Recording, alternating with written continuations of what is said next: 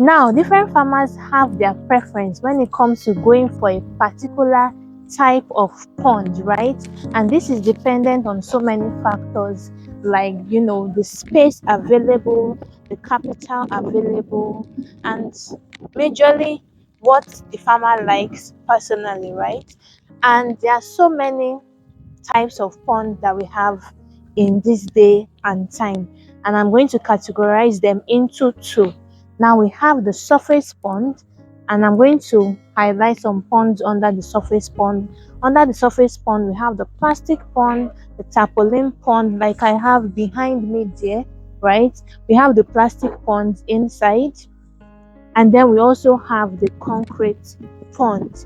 And then the second type of pond we have is the earthen pond, like you can see on my left and on my right. So this is an earthen pond, as you can see. Now there are different management routines that can be used for different kind of ponds, and in this video I'm going to be talking about the different kind of ponds and their adaptive management routine.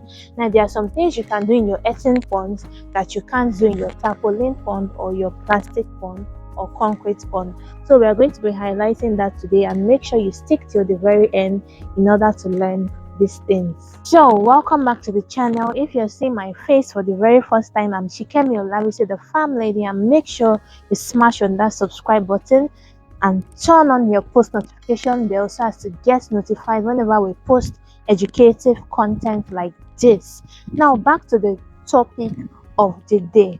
We're talking about the different types of ponds and their various adaptive management routine.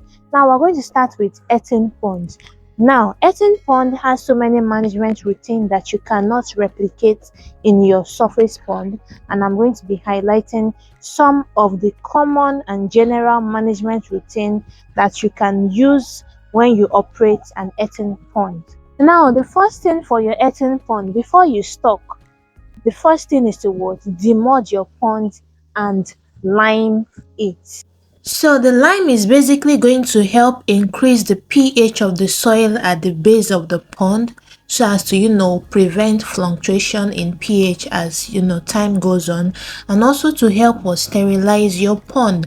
And the best lime to use is your agricultural lime. Now when you're using your surface pond, you do not need to lime it, so that is one major difference. And of course, after liming, it is expected that you net your pond in order to prevent predators from coming into your pond and feasting on your fish. Another management routine in your earthen pond is that you do not change water as often as you would in your surface pond.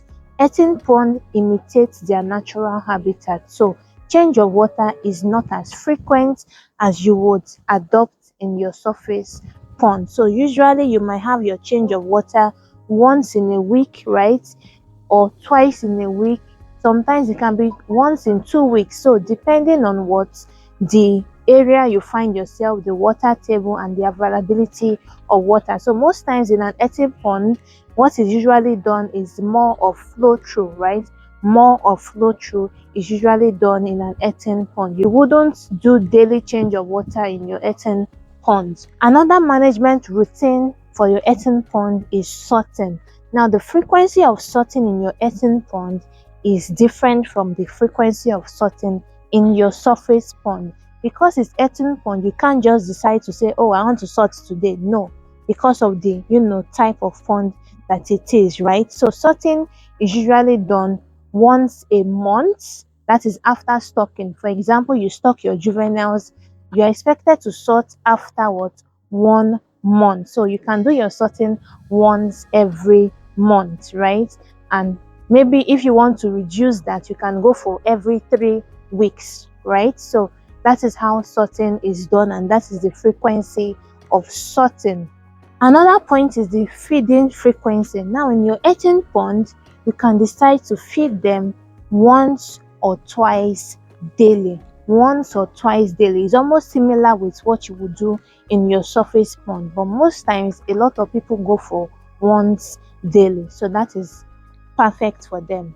So the last point for the earthen pond is the mode of application of medication. Do not just mix the drug and pour it. No, it is not going to be effective that way because of what the nature of the pond. So usually it is best to what incorporate the medication into their feed so that when you're feeding them, they can what ingest this medication alongside the feed. So in order to get the best out of the drugs you're using, it's always best to incorporate the drug into the feed using the coating method, right? So you mix the medication in a little quantity of water and coat their feed with it, allow to air dry and feed them. So that brings us to the end of the management routine that is adaptive to your earthen pond.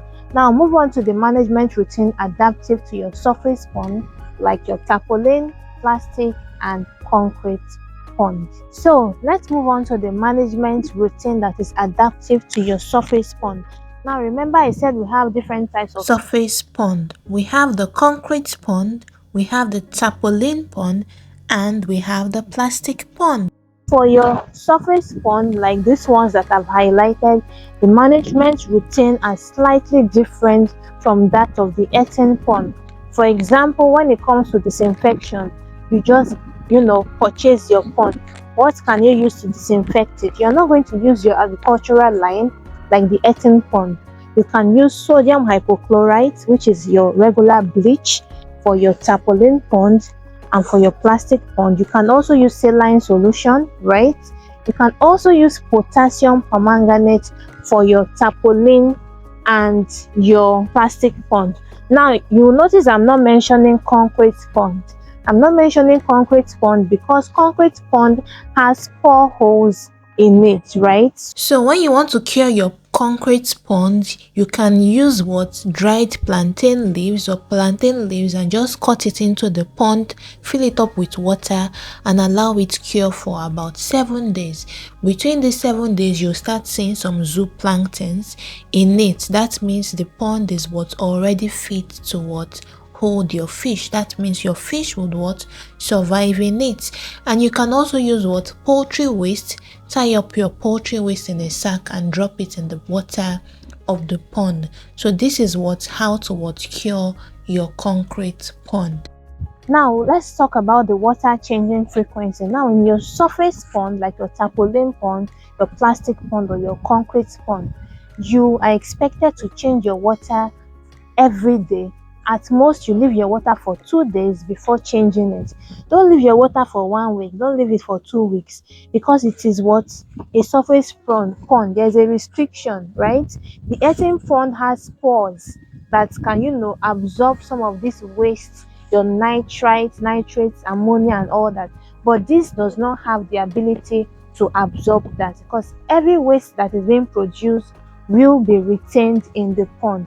That is why it is advised you change your water every day or at most every 2 days. Okay, so that is the difference. Now the next point is sorting. Now it's easier to sort in your surface pond because there is a base, right?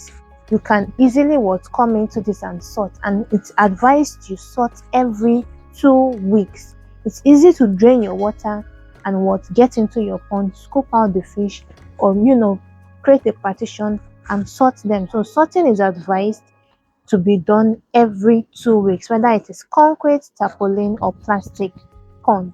Another aspect is the feeding frequency. So feeding is basically the same. You can decide to go for once daily or twice daily. Just ensure that your fish are properly fed, right? Then when it comes to application of medication, you can always infuse it into their feed as well, right?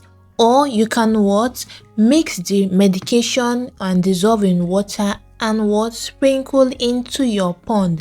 Now this is going to be effective in a surface pond because you are very certain that the medication is retained in the pond, right? It is not seeping into the soil like your earthen pond. So it's a very good method. So whether it is in the feed or in the water, it is going to work very well. Okay, So if you found this video very educative, make sure you smash on that like button, drop a comment in the comment section, on the subscribe button, turn on your post notification bell, and make sure you reach out to us on WhatsApp. Our number is going to be on the screen. We have several services that we render to everyone out there who is interested. So once again, I remain Shikemi Olamisi, the farm lady, and I'll see you guys in my next one. Bye for now.